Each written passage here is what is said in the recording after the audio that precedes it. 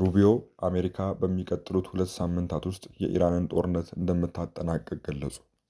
የአሜሪካ የውጭ ጉዳይ ሚኒስትር ማርኮ ሩቢዮ አሜሪካ በኢራን እያካሄደች ያለችውን ዘመቻ በሚቀጥሉት 2 ሳምንታት ውስጥ እንደምታጠናቅቅ ተናግረዋል።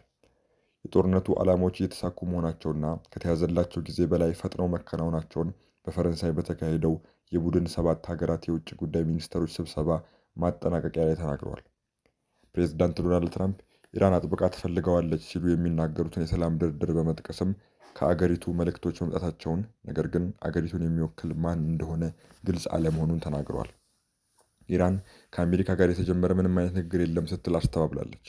አሜሪካና እስራኤል የዛሬ ወር የካቲት 21 2018 ዓ.ም በኢራን ላይ ጦርነት ከከፈቱ ወዲህ በርካታ የቴሄራን ከፍተኛ ባለስልጣናት ተገድለዋል። ይህ በእንዲህ እንዳለ አሜሪካ ወታደሮቿን ወደ አካባቢው እየላከች መሆኑን ሩቢዮ ጨምረው ተናግረዋል። ትራምፕና ከፍተኛ ባለስልጣናቶቻቸው በኢራን እያደረጉት ያለው ዘመቻ ከ4 እስከ 7 ሳምንታት እንደሚቆይ በተደጋጋሚ ተናግረዋል። አራተኛው ሳምንቱን እየጨረሰ ያለው የኢራን ጦርነት ሲያልቅ የተደረገው የሩቢዮ ንግግር ቀደም ሲል ከተቀመጡት ጊዜ ገደቦች ጋር አብሮ የሚሄድ ይመስላል። የውጭ ጉዳይ ሚኒስትሩ ጦርነቱ የሚያበቃበትን ጊዜ በተመለከተ ከጋዜጠኞች ለቀረቡላቸው ተከታታይ ጥያቄዎች መልስ በሰጡበት ወቅት የሳምንታት እንጂ የወራት አይደለም ሲሉ መልሰዋል። ትራምፕ ጦርነቱን ለማቆም ያስችላል የተባለ ባለ 15 ነጥብ እቅድ ለኢራናውያን በፓኪስታን በኩል እንዲደርስ ማድረጋቸው በስፋት ተዘግቧል። ይሁን እንጂ ጋዜጠኞች ኢራን አርብ ዕለት ምላሿን ትሰጥ እንደሆነ ሲጠየቁ የአሜሪካ የውጭ ጉዳይ ሚኒስትር እስካሁን ድረስ አልደረሰንም፣ መልእክቶች እየደረሱን ነው፣ ከኢራን አገዛዝ የቀረው ማን ይሁን ማን ስለ አንዳንድ ነገሮች ለመነጋገር ፈቃደኛ ስለመሆን መልእክቶችና ምልክቶችን ተለዋውጠናል ብለዋል። ከማን ጋር እንደምንነጋገር፣ ስለምን እንደምንነጋገርና መቼ እንደምንነጋገር ተጨማሪ ማብራሪያ እየጠበቅን ነው ብለዋል። የትራምፕ ልዩ መልእክተኛ ስቲቭ ዊትኮፍ በኋላ ላይ በዚህ ሳምንት ስብሰባዎች ይኖራሉ የሚል ተስፋ እንዳላቸው ተናግረዋል። ኢራናውያን ለተወሰነ ጊዜ የተመለከቱት ባለ 15 ነጥብ ስምምነት አለን፣ ከእነሱ መልስ እንጠብቃለን፣ ይህም ሁሉንም ነገር ይፈታል ሲሉ ዊትኮፍ ተናግረዋል። ትራምፕ አርብ ዕለት ለጋዜጠኞች እንደተናገሩት በኢራን የኃይል ማመንጫዎች ላይ ጥቃት ለመፈጸም ያስቀመጡትን ቀነ ገደብ ለንግግሮች እድል ለመስጠት በሚል ማቆማቸውን ተናግረዋል። ኢራን እየወደመች ነው ያሉት ትራምፕ አክለውም አሁን እየተነጋገርን ነው፣ ስምምነት ላይ መድረስ ይፈልጋሉ ብለዋል። አርብ ዕለት ኢራን በኒውክሌር ተቋሟ እንዲሁም በአገሪቱ ውስጥ ባሉት 2 ትላልቅ የብረት ፋብሪካዎች ላይ በእስራኤል ጥቃት እንደተፈጸመባት ተናግራለች። የውጭ ጉዳይ ሚኒስትር አባስ አራክቺ ይህ ጥቃት እስራኤልን ከፍተኛ ዋጋ እንደሚያስከፍላት ዝተዋል። የአገሪቱን ስርዓት የሚደግፈው ጠንካራ ወታደራዊ ኃይል የኢራን እስላማዊ አብዮታዊ ዘብ ከአሜሪካ ወይም ከእስራኤል ጋር ግንኙነት ያላቸውን የኢንዱስትሪ መሠረተ ልማቶችን ኢላማ በማድረግ የአጸፋ እርምጃ እንደሚወስድ ተናግሯል። የቡድን 7 ውጭ ጉዳይ ሚኒስትሮች ስብሰባቸውን ካጠናቀቁ በኋላ ባወጡት መግለጫ ኢራን በበቀል እርምጃ ዘግተዋለች ያሉትን የሆርሙዝ የባህር ወሽመጥ ላይ የነበረው የመርከቦች እንቅስቃሴ እንደ ቀድሞ ደህንነቱ የተጠበቀና ያለምንም ክፍያ ሆኖ ወደ ነበረበት መመለስ አስፈላጊ መሆኑን አጽንኦት ሰጥተውታል። ኢራን በሆርሙዝ ሰርጥ ላይ የሚንቀሳቀሱ መርከቦችን ለማስከፈል ሕግ እያረቀቀች መሆኑ ሲነገር ሰንብቷል። አብዮታዊ ዘብ አንዳንድ መርከቦችን ያለምንም ችግር ማለፍ እንዲችሉ ክፍያ እየጠየቀ መሆኑን የሚገልጹ ዘገባዎች ተሰምተዋል። የኢራን የፓርላማ አባላትም ወሽመጡን ለሚጠቀሙ መርከቦች ስለሚተመነው ክፍያ ምንም እንኳ ገና ያልዳበረ ቢሆንም ረቂቅ ሕግ እየተዘጋጀ መሆኑ ተሰምቷል። ማርኮ ሩቢዮ በፈረንሳይ ከተካሄደው ውይይት በኋላ ዩኬ የባህር ወሽመጡ ነፃ ሆኖ እንዲቀጥል ለማድረግ ጥምረት ለመመስረት የሚደረገውን ጥረት እየመራች መሆኑን ተናግረዋል። ከጦርነቱ በኋላ ባለው ጊዜ ውስጥ እንዲህ አይነቱ ጥምረት እንደሚያስፈልግ ጨምረው ተናግረዋል። የኢራን ዛቻ ተግባራዊ የሚሆን ከሆነ ከአሜሪካ ይልቅ አጋሮቿ የበለጠ እንደሚጎዱ አብራርተዋል።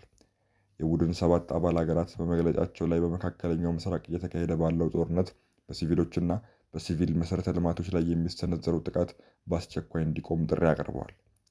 በጦርነት ወቅት ሆን ተብሎ ሰላማዊ ሰዎችን ኢላማ ማድረግ እንዲሁም በዲፕሎማሲ ተቋማት ላይ ጥቃቶችን መፈጸም ምንም አይነት ምክንያት ሊቀርብበት አይችልም ብለዋል። መግለጫው ተፋላሚ ወገኖቹን በስም ባይጠቅስም መልእክቱ ኢራን ላይ የበለጠ ትኩረት ያደረገ ይመስላል። ቴህራን የባህር ወሽመጡን ከመዝጋት በተጨማሪ ከአሜሪካ ጋር በተባባሪነት በሚሰሩ የባህረ ሰላጤ ሀገራት ውስጥ የሚገኙ ሰላማዊ ሰዎች የሚገለገሉባቸውን መሠረተ ልማቶች ኢላማ በማድረግ አጥቅታለች። ቴህራን ከእስራኤል በተጨማሪ በአረብ ባህረ ሰላጤ ወደሚገኙና የአሜሪካ የጦር ሰፈሮች ወደሚገኙባቸው ሀገራትም ድሮኖችንና ሚሳይሎችን አስወንጭፋለች።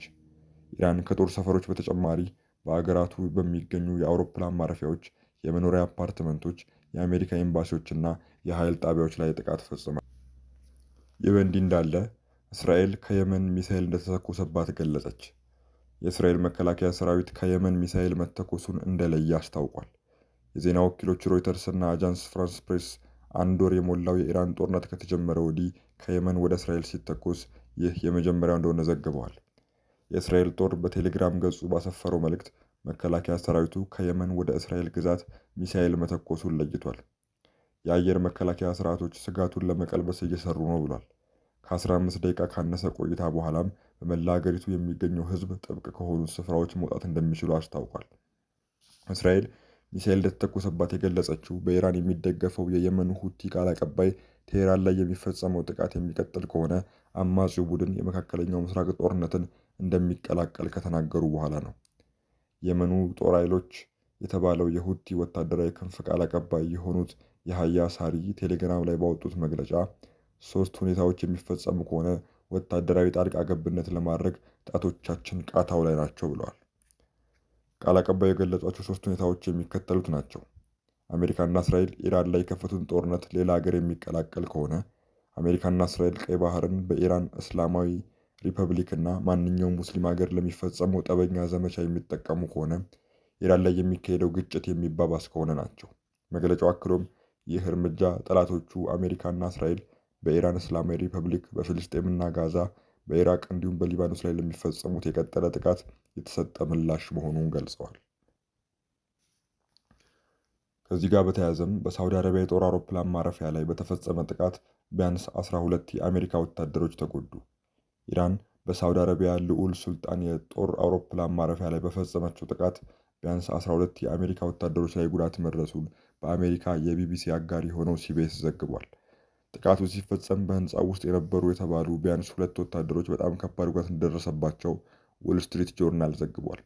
ጥቃቱ የተፈጸመው በአንድ ሚሳኤልና በበርካታ ድሮኖች ሲሆን በርካታ አየር ላይ ነዳጅ የሚሞሉ አውሮፕላኖችም ጉዳት ደርሶባቸዋል ሲሉ ኒውዮርክ ታይምስ እና ዎል ስትሪት ጆርናል ዘግበዋል።